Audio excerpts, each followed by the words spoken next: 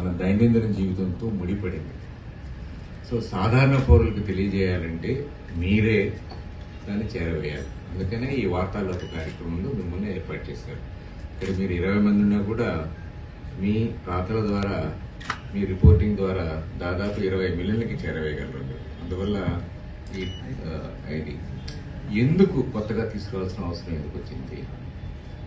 ఈ చట్టాలన్నీ కూడా బ్రిటిష్ వాళ్ళు మనల్ని కంట్రోల్ చేయడానికి, పాలకులమైనటువంటి మనల్ని కంట్రోల్ చేయడానికి 150 సంవత్సరాల క్రితం ఇచ్చారు. 1947 సంవత్సరంలో భారత స్వాతంత్రోద్యమ చట్టము, ఇండియన్ ఇండిపెండెన్స్ యాక్ట్ చేసినప్పుడు అన్ని చట్టాలు రివైజ్ చేయలేరు కాబట్టి all the laws existing in India as on the date of the Independence Day are deemed to be in existence till such time they are repealed by the appropriate body అన్నారు. తిరిగి వాటిని మార్చేంత వరకు ఏ చట్టాలైతే భారతదేశంలో ఉన్నాయో అవన్నీ కూడా ఉంటాయని ఇండియన్ ఇండిపెండెన్స్ యాక్ట్ లో చెప్పారు. అందువల్ల ఇవి కంటిన్యూ అవుతున్నాయి అన్నమాట.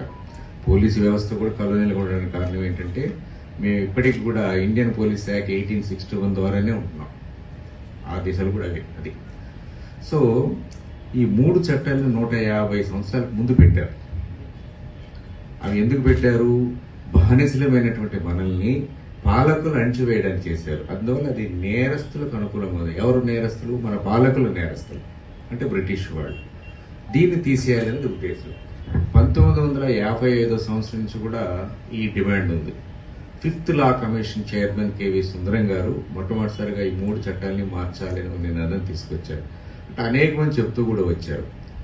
తర్వాత అటల్ బిహారీ వాజ్పేయి గారు ప్రధానమంత్రిగా ఉన్నప్పుడు అప్పటి deputy prime minister LK Advani గారు మలిముత్తు కమిటీ అని ఒక కమిటీని పెట్టారు. వాళ్ళు చాలా ఎగ్జాస్టివ్గా స్టడీ చేసి చాలా సమగ్రమైన మౌలికాంశాల్లో మార్పులు తేవడం చక్కటి రిపోర్టు కూడా ఇచ్చారు.